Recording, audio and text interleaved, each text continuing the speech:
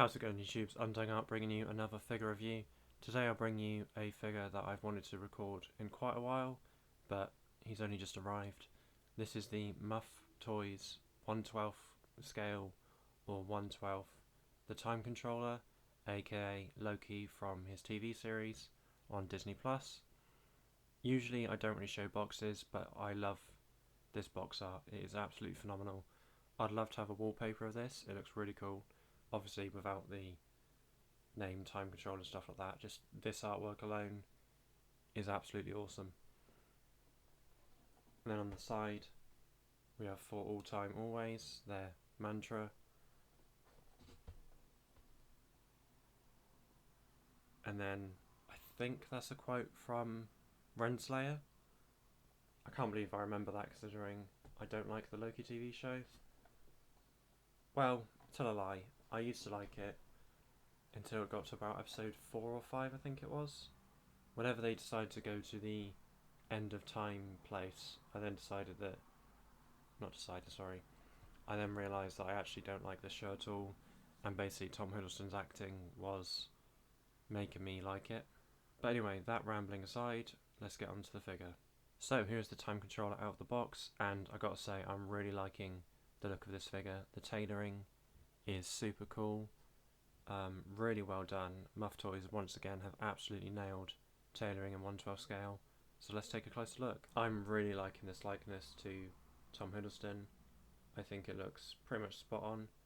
I really wish he came with an alternate head sculpt of like a huge grin on his face, or maybe like an action face, but I suppose he doesn't really get angry in the show, so that would be a bit weird, but at least like a big grin on his face, that'd be really cool. But I do like the smirk that he's got here.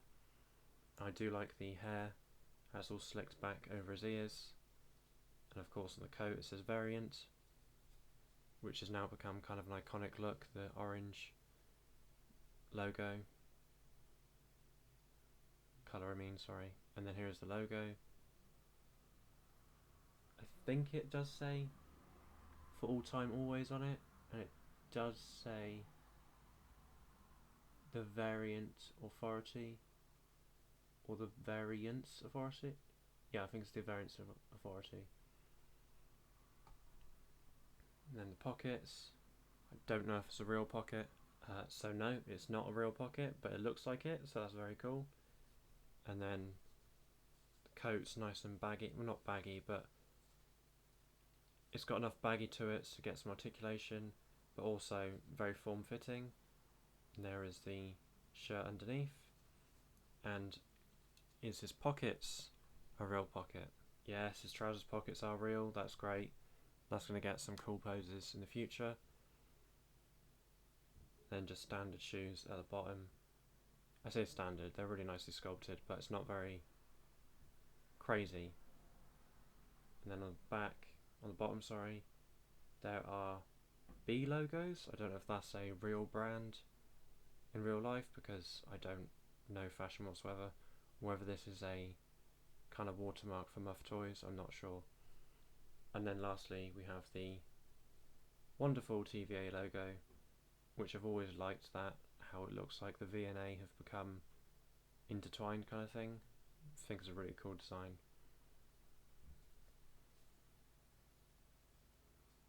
So as you can see, he comes with a pair of relaxed hands, and I gotta say I love the trays this figure came with. Comes with a pair of open palm hands with pegs on. Comes with a pair of sword holding hands and device holding hands. Comes with a pair of fisted hands, and then a asymmetrical pointing hand and a, not really sure what this is, maybe holding the data pad hand, tem pad is what they call it. And then here is all his weapons. So you have the sword, looks very cool, the ignited sword, his two Loki knives, two flame effects, magic effects I should say, not flame effects, and then two more magic effects. So taking a closer look at the sword, I really like the design of this. It's a very simple design, but it works. The only thing I think is a bit weird is in the show it's really small. It's kind of like a Not even a short sword, like a really short sword, in my opinion. And then here is the super cool ignited blade, which I love the fact you can't even see the blade anymore. It's literally just a fire effect. I don't know if they've done that for cost effectiveness, but either way I think it looks really cool because it's very magical that it's become fire itself instead of the blade is ignited. I know that sounds cringe, but that's my imagination for you. And then here are his daggers that he gets from the locker. I can't remember when he uses them because I haven't seen the show since it first came out. Annoyingly, the very tip of this one is slightly bent, which I don't think is going to focus. Oh no, you can see it just about. So that's annoying. Actually, they're both bent. Oh, that's good. I've bent them back the other way slightly. But, yeah, very cool. And then here is the tempad. That does have the red line. I can't remember what you call it. I keep shaking too much. Ah, deadline, there you go. Deadline imminent, recline imminent. No, red line imminent. Oh, it just says red line imminent twice. Events, date, time and location. And it does open up to reveal a picture of Sylvie.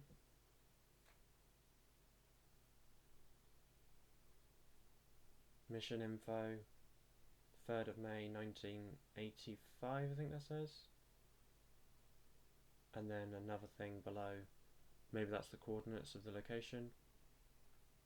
Picture of Sylvie, and then the buttons with a little picture of Miss Minutes. There you go, remembered it. And he comes with two symmetrical green large magic effects and two smaller magic effects, which look really cool. I love the translucent and the vibrance of the green. It's not like a pale green, it's like a really stark green, which I really like. And then here he is holding one of the flame effects. I like the idea of this more than the execution.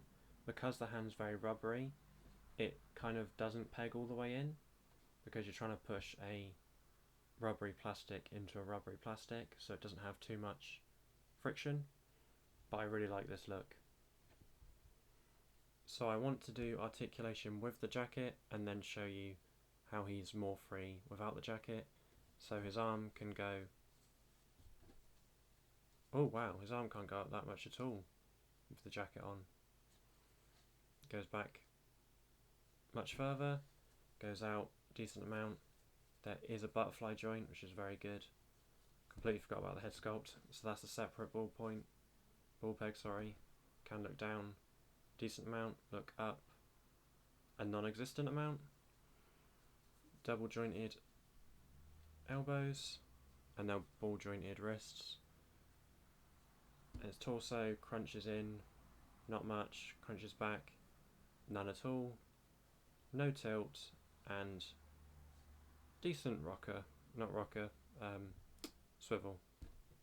Now his legs go out that far. I don't want to push it any further because it might rip. Kick forward that much, kick back that much, double jointed knees with really long black socks, that's quite funny, and then nice rocker ball joint at the bottom. Taking a look at the rest of the tailoring, I like the bands on the shirt. I don't remember it in the show, but I imagine it's accurate. And then on the back, nothing special apart from this thread. Very cool. And then without the jacket, you can get much better poses. So yeah, very cool. And for the final accessory, here he is with his holster. I was going to say that he gets out of nowhere, but I mean he's a magician, so he literally can materialise that, I suppose. Really like the leather work and the detail on the back, and it holds the sword beautifully. And because he's articulated enough, you can get him drawing the sword with a bit of finagling. Oh, not sure that's supposed to happen. Maybe don't do that. Oh, of course, no, sorry. You do remove the sleeves because in the episode he doesn't have long sleeves, does he? He has short sleeves. That's why he's got the weird bands on, because these sleeves are supposed to be removed. I completely forgot about that. But there you go.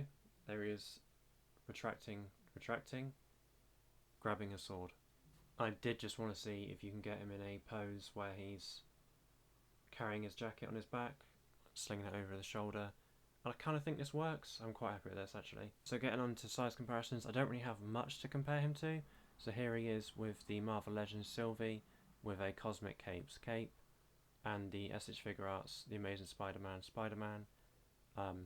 As you can see, he's definitely more fitted. That's not the right word. He's more suited towards Mezco scale, but it works because he is quite tall, so you can have him with Sylvie fairly easily. And here he is with my Mafex Infinity Wall Loki, which I completely forgot to review, but if you know anything about him, you know he's infamous for having annoying joints in the arms and wanting to fall over quite a lot. But as you can see, the likeness to Tom Hiddleston is definitely way better on the third-party figure, which is quite sad to say, but at this point it's kind of standard. And then lastly, here he is with the SH Figure Arts Vassalo Punisher and my Marvel Legends mascot Punisher.